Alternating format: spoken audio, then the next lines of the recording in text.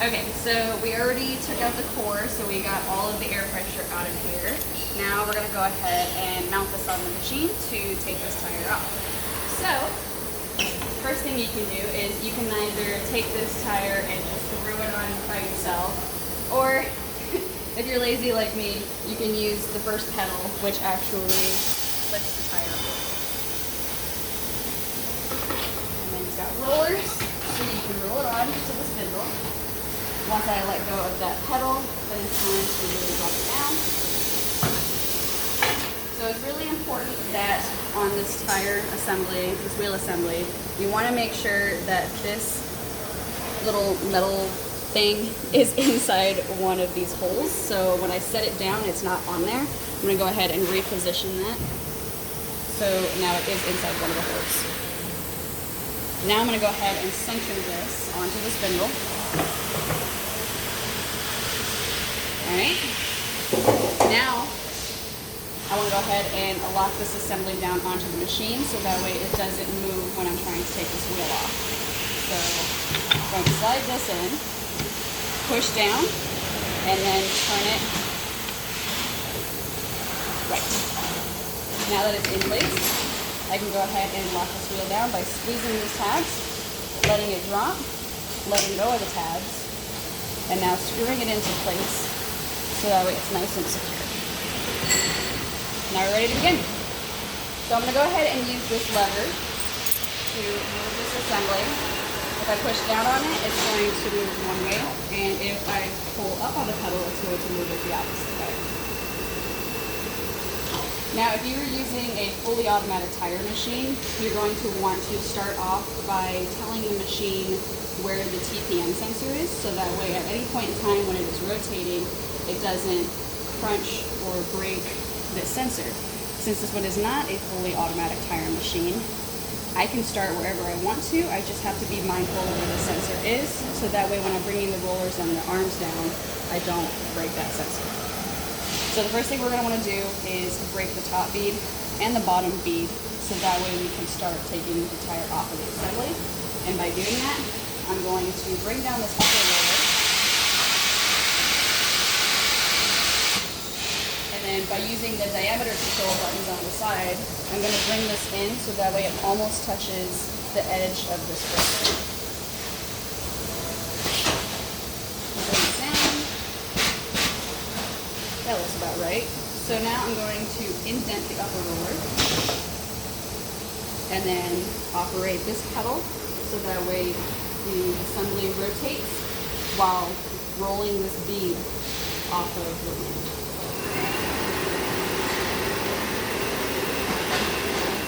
Once I've made a complete revolution and the TPM sensor is past this roller, now I'm going to go ahead and bring the roller down a little bit more so that way it can push down the bead from the wheel assembly.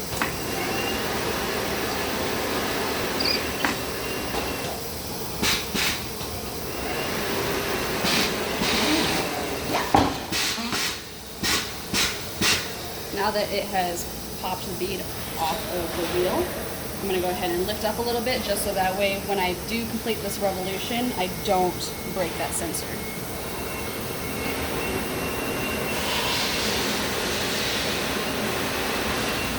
Now with some of these tire machines, you will see a mirror that you can utilize to be able to see the bottom bead, but I like to have visual confirmation that it's actually completely off of the wheel. So I like to just stick my head under there and look.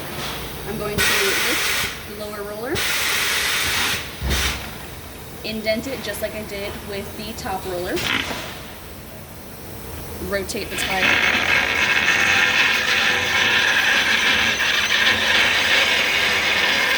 and I may have to mess with the controls to bring this roller up and down so that way I can really take this bead off.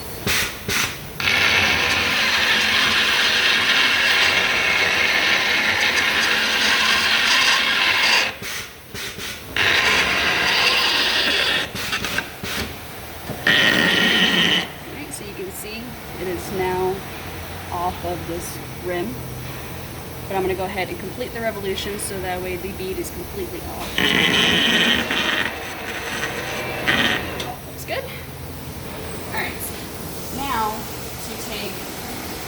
top bead off.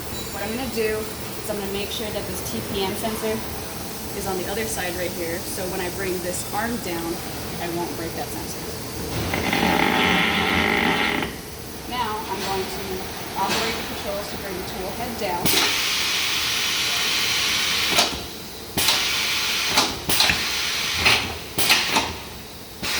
The point that I'm trying to get to right here is I want to make sure that this part goes underneath the bead. So see how this part is on top? I want to make sure that it goes underneath, so that way it can really pull up on it like a hook.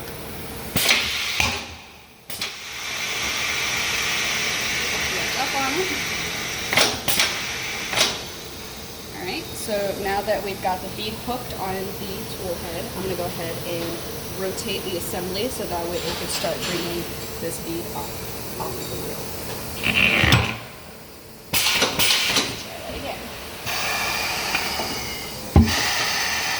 So you may have to do this a couple times just because this one is a low profile tire.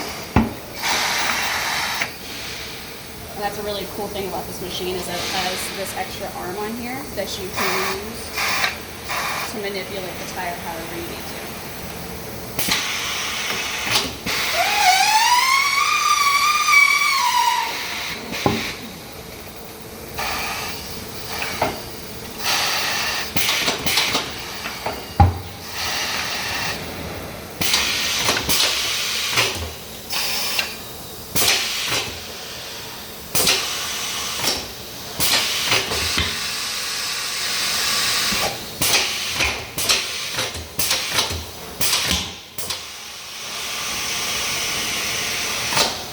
For added support so that way that doesn't happen, I'm going to go ahead and use this plastic tool so that way when the assembly spins, at least I'll have the bead still up if it does happen to pop out again.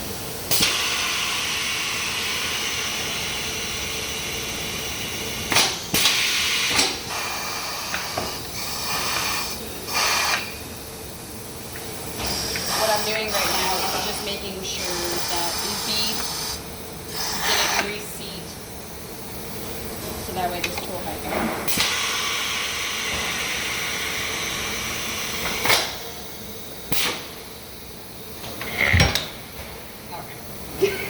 Oh, stage fright. It is. It's a very stubborn tire. Let's try it at a different point. It knows that I'm making a video, that's why. We're having performance issues. Might I add that this is not a BMW approved tire, so. We got to keep this under the flat rate.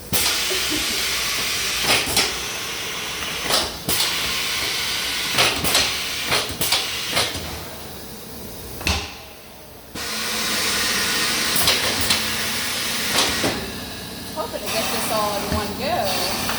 But of course, that's not going to happen. We're at 8.5 minutes.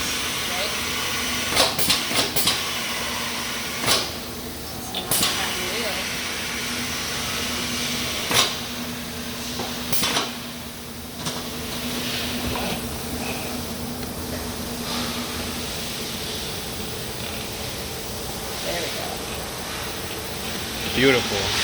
Now, if I didn't use this, that probably would have happened the third time.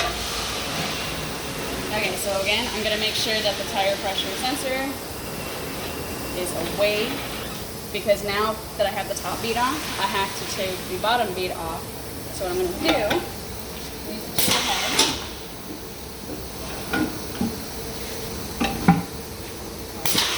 And lift it up.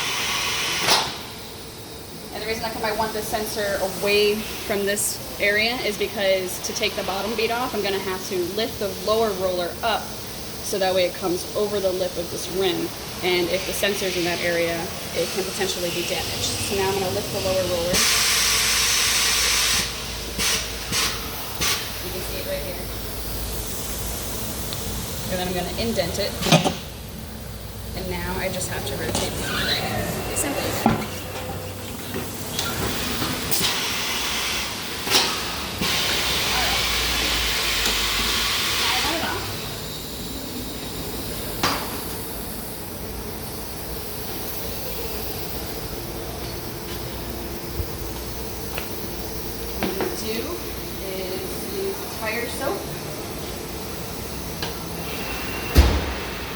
wheel.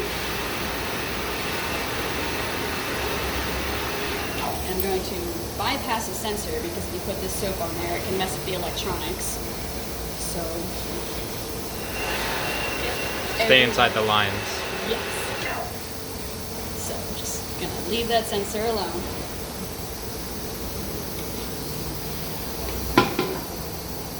I'm going to verify on the tire which side is the inside and which side is the outside.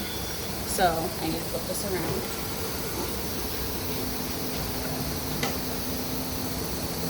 And confirm it says outside. Use tire soap again.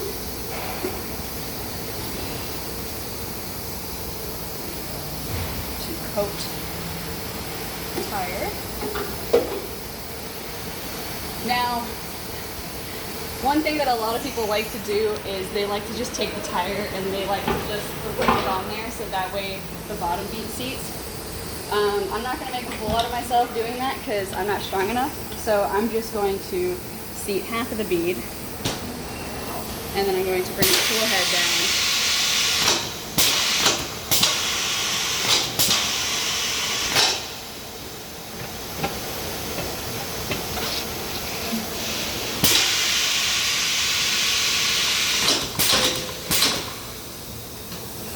And then rotate it.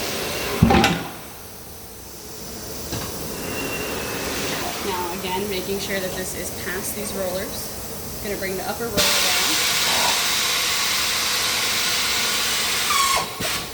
So some important things to remember about this tool head is that you can see the back side of it is hook shaped. When you are removing a tire from a rim, you want to make sure that the bead is on top, is hooked over this tool so that way it can pull up off of the rim. When you are installing a tire, you want to make sure that the bead is underneath that hook so that way it's pushing it down on the assembly. So I've confirmed that the bead is underneath the hook and I'm ready to go. Rotate this. Now, a lot of tire machines, like an old school Coates tire machine, you don't have this additional arm. So what you would have to do is just use your strength, use your upper body strength to be able to push this down while rotating it. But because I have this extra arm, I'm going to use it.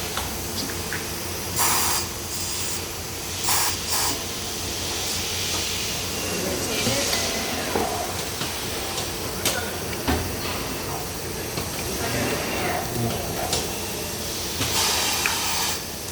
A little bit more tire soap. I don't want to tear this bead.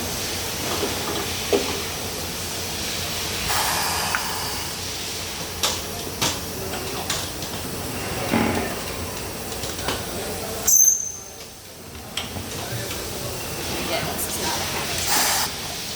I would pick one of the most difficult tires. Yeah.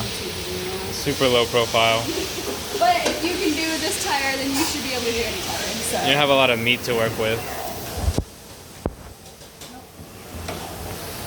Is it an M3? It's M4.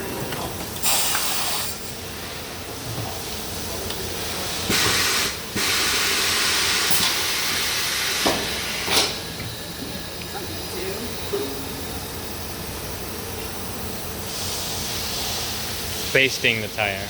Pretty much. More flavor. So there is such a thing as too much tire soap, and you'll know that if the tire ends up spinning around the wheel.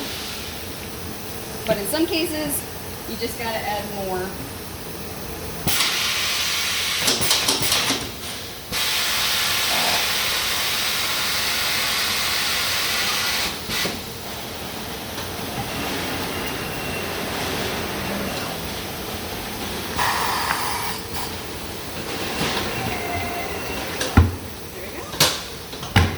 Case, just a little bit more tire soap. One way that you can tell if you added too much tire soap, and I'm going to make this do it on purpose so you can see what happens.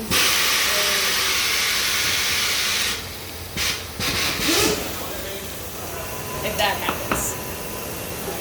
If the tire is staying still and the wheel is spinning inside of it, that's one indicator that you have too much tire soap.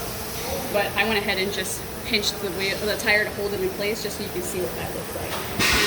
If you do find yourself in a situation situation where you use too much tire soap, you can just use these rollers to bring it down, and then you can take a towel and you can just go in there and rotate it and clean that soap off.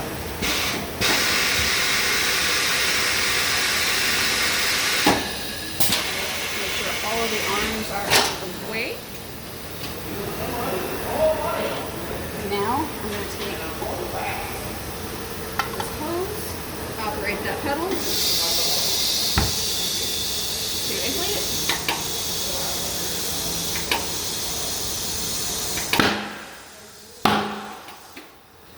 Once you hear both pops or you see both of the beads seat, you can stop putting air in the tire for the time being.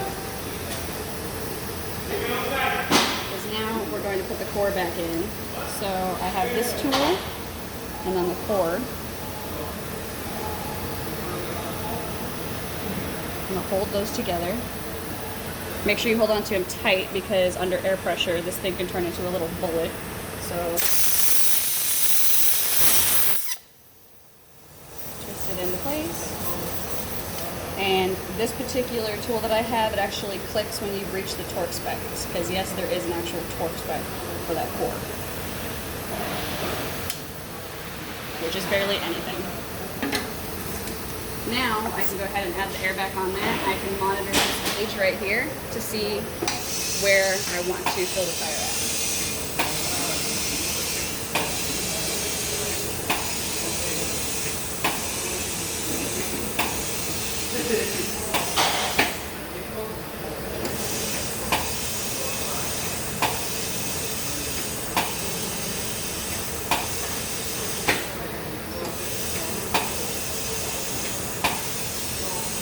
Go ahead and put it at 35. I'm not 100% sure what the correct pressure is for this car, so I'm just going to fill it up to 35 and then adjust it accordingly once I have it on the vehicle and can confirm the proper spec for that.